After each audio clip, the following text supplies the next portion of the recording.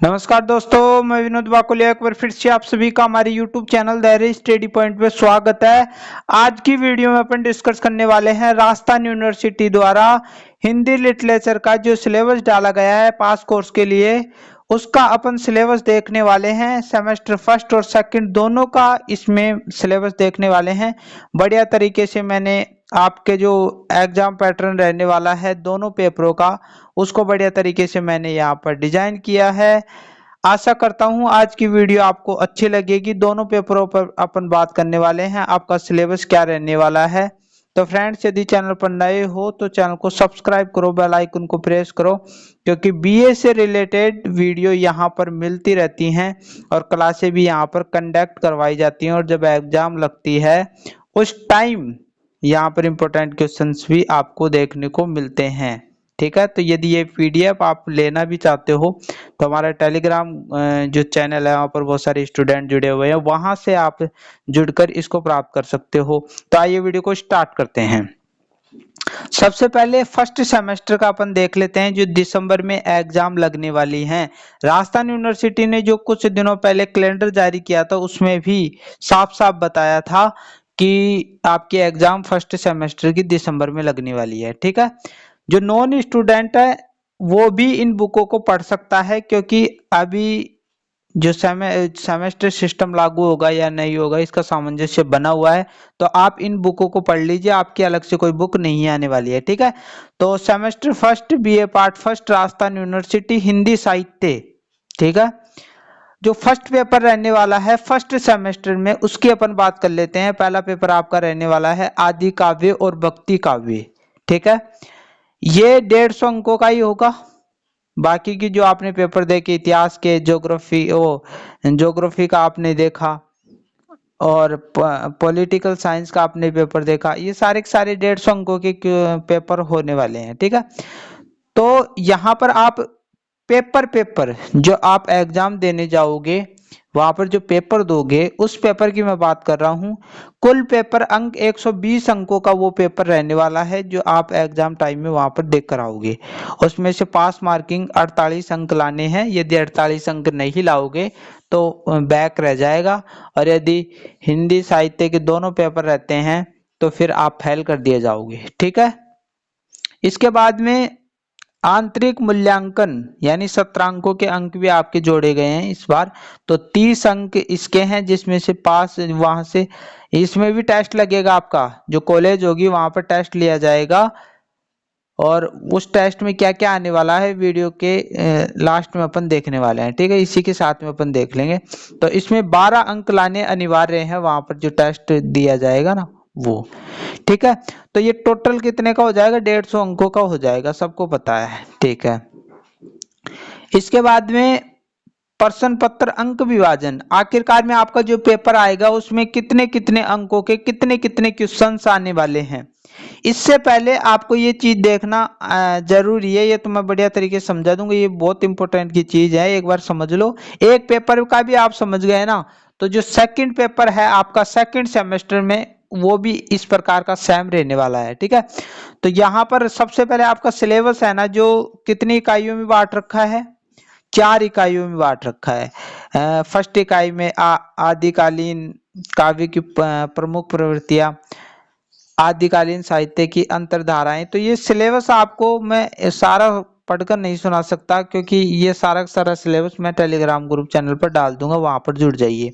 ठीक है, तो मैंने बताया कि यहाँ पर इकाई 4 होने वाली है। ठीक है, 4 इकाइयों में आपका पूरा पूरा सिलेबस आ जाएगा। ठीक है, ये सारी की सारी 4 इकाई। ठीक है, तो यह आपका सिलेबस हो जाएगा फर्स्ट पेपर का। अब अपन देख लेते हैं कि जो फर्स्ट पेपर आएगा उसमें कितने कितने अंकों के कितने कितने क्वेश्चन होंगे, क्योंकि हमें पता तो चल गया कि 120 अंकों का पेपर आने वाला है। ठीक है, इसमें कुल खंड 3 रहने वाले हैं, ए ब स। ठीक है, पूरा पेपर जो होगा वो 3 खंडों में विभाजित होगा। जब आप एग्जाम देने जाओगे वहां पर भी आपको देखने को मिलेगा। पहला खंड ए होगा, फिर ब, फिर स। अब खंड ए में कितने क्वेश्चन आने वाले हैं, यूनिट फर्स्ट भी बोल देते हैं कभी कभी इन्हें। तो खंड ए जो होगा उसमें अति लघुत्तरी प्रश्न होंगे, यानी 2-2 3-3 लाइनों में आपको इनका आंसर देना होगा। ठीक है। तो यहाँ पर कुल इसमें क्वेश्चन आने वाले हैं 10। यहाँ पर देख पा रहे हो खंड के नीचे लिखा हुआ है कुल अंक 10। पूरा ध्यान आपका यहाँ पर होना चाहिए तभी समझ पाओगे, मैं पेन का यूज नहीं ले रहा, ठीक है। तो कुल 10 क्वेश्चन होंगे, प्रत्येक प्रश्न का अंक 2 होगा, ठीक है। तो 10 के 10 आपको करने हैं, तो 10 गुणा 2 अंक, तो 10 गुणा 2 का मतलब 20 अंक, यानी खंड ए जो होगा आपका वो 20 अंकों का रहने वाला है, ठीक है। क्लियर। यहाँ पर नोट भी मैंने यहाँ पर लिख रखा है। और ये सारे के सारे जो 10 क्वेश्चन होंगे वो किस यूनिट से पूछे जाएंगे, ये 10% सिलेबस की सभी इकाइयों से पूछे जाएंगे। अभी हमने 4 इकाइयां देखी ना, उन चारों इकाइयों से 10 क्वेश्चन बनाए जाएंगे, यानी आप बोल सकते हो पूरे सिलेबस में से 10% ये बनाए जाएंगे, ठीक है। तो ये बात क्लियर हो गई। तो खंड ए में 20 अंकों के क्वेश्चन आने वाले हैं, ठीक है। खंड ब जो होगा वो काव्यांश की सप्रसंग व्याख्या कराएगा, आपको सप्रसंग व्याख्या करनी होगी इस खंड ब में, ठीक है। तो इसमें कितने काव्यांश आने वाले हैं, कितने की सप्रसंग व्याख्या करनी होगी, तो कुल 8 प्रश्न होंगे, यानी कुल 8 आपको काव्यांश दे रखे होंगे, है ना। तो हत्वा में होंगे ये, ठीक है। इनमें से अपन को 8 में से कितनी की सप्रसंग व्याख्या करनी होगी, 4 की अपन को सप्रसंग व्याख्या करनी होगी, हत्वा में दे रखा होगा 8 में से 4 आपको करने हैं, ठीक है। अब प्रत्येक की सप्रसंग व्याख्या आप करोगे तो उसके कितने अंक रहने वाले हैं, तो प्रत्येक की जो सप्रसंग व्याख्या के अंक कितने होंगे, 10 अंकों की होने वाली है। तो 4 आपको करने हैं, तो आगे आप बढ़ोगे तो 4 गुणा 10, तो 40 अंकों की ये पूरी की पूरी जो खंड ब है उसकी सप्रसंग व्याख्या हो जाएगी 40 अंकों की, ठीक है। तो ऊपर हमने 20 देखा, यहाँ पर 40 देखा, तो 60 अंकों का अभी तक हमने कवर कर लिया, ठीक है। नोट ये पूछे कहां से जाएंगे, कौन सी इकाई पूछे जाएंगे, तो ये 8 सप्रसंग व्याख्या सिलेबस की इकाई 2 3 4, हमने 4 इकाइयां देखी थी ना शुरू में, तो उनमें से पहली इकाई को छोड़कर 2 3 4 लास्ट की जो 3 इकाइयां हैं उनमें से ये प्रश्न बनाए जाएंगे, ठीक है। तो ये क्लियर हो गया। इसके बाद में खंड स, लास्ट वाला बच रहा है खंड स। इसमें क्या होगा कि निबंधात्मक प्रश्न पूछे जाएंगे, कुल 8 प्रश्न पूछे जाएंगे, जिनमें से अपन को 4 प्रश्न हल करने हैं, जो हत्वा में दे रखे होंगे, कोई सा भी चुनाव करके आप कर सकते हो, ठीक है। अब 4 अपन को तो करने हैं, लेकिन ऐसा भी इसमें प्रत्येक प्रश्न के कितने अंक रहने वाले हैं, तो यहाँ पर 15 अंक रहने वाले हैं, तो 4 गुणा 15 60 हो गए, ठीक है।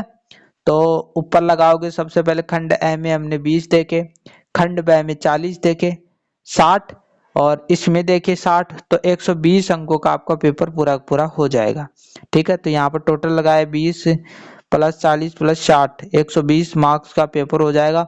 इसके बाद मूल्यांकन जो 30 अंकों का रहने वाला है, उसमें आपको 2 विषयों पर निबंध लेखन लिखना होगा, वहां पर 15 गुणा 15, यानी प्रत्येक जो विषय पर निबंध लिखोगे उसके 15 अंक रहने वाले हैं, तो 2 विषय के कितने हो गए, 30 अंक हो गए, ठीक है। इसके कौन कौन से टॉपिक रहने वाले हैं, कौन कौन से टॉपिकों से आपका ये मूल्यांकन लिया जाएगा, तो आपके यहाँ पर दे भी रखा है, ठीक है। लास्ट भी दिखा देता हूँ, देखो, आंतरिक मूल्यांकन हेतु किन्हीं 2 विषयों पर निबंध लेखन लिखिए, ठीक है।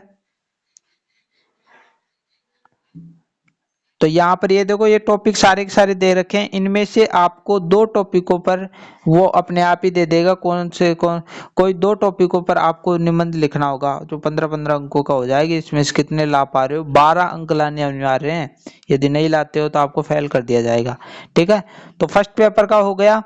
अब आप है ना, जो ये पेपर फर्स्ट सेमेस्टर का पेपर देने के बाद सेकंड सेमेस्टर में जाओगे और उसके एग्जाम में जून में लगने वाली है, तो इसका बस नाम ही बदला है और पैटर्न वो का वो रहने वाला है, ठीक है। द्वितीय प्रश्न पत्र सेकंड सेमेस्टर, इसकी बुक का नाम है कहानी एवं उपन्यास, ठीक है। इसमें कहानियां आएंगी, उपन्यास आएंगे, पेपर पैटर्न वो का वो रहने वाला है। अब मैं बाकी चीजें नहीं समझाना चाहूंगा, वो का वो पेपर पैटर्न रहने वाला है, खंड भी 3 रहने वाले हैं उसी प्रकार, ठीक है। और आपका जो सिलेबस रहने वाला है इसमें, ये सिलेबस बुक बदल गई तो वो भी बदलेगा, ठीक है। कहानी की परिभाषा क्या होती है, तत्व क्या होते हैं, हिंदी कहानियां, उद्भव एवं विकास के प्रमुख चरण, उपन्यास परिभाषा तत्व, हिंदी उपन्यास उद्भव विकास के प्रमुख चरण। तो ये सारा का सारा सिलेबस मैं टेलीग्राम पर अपलोड कर दूंगा, वहां पर आसानी से आप देख सकते हो। फिर इसका भी मूल्यांकन होगा 30 अंकों का, तो इसमें भी वही पैटर्न चलने वाला है। तो फ्रेंड्स आज की वीडियो में इतना ही, आशा करता हूँ आज की वीडियो आपको अच्छी लगी होगी। इस प्रकार की वीडियो आप देखने के लिए और बाकी जो सब्जेक्ट हैं उनका सिलेबस भी मैंने यूट्यूब चैनल पर डाल रखा है, तो वहां पर जाकर देखें। और यदि आप हमें सपोर्ट करना चाहते हो तो वहाँ पर हमारे चैनल को सब्सक्राइब कर दो, बेल आइकन को दबा दो, क्योंकि इस प्रकार की वीडियो मैं यहाँ पर लेकर आता रहता हूँ। मिलते हैं एक नई वीडियो के साथ, तब तक के लिए थैंक यू।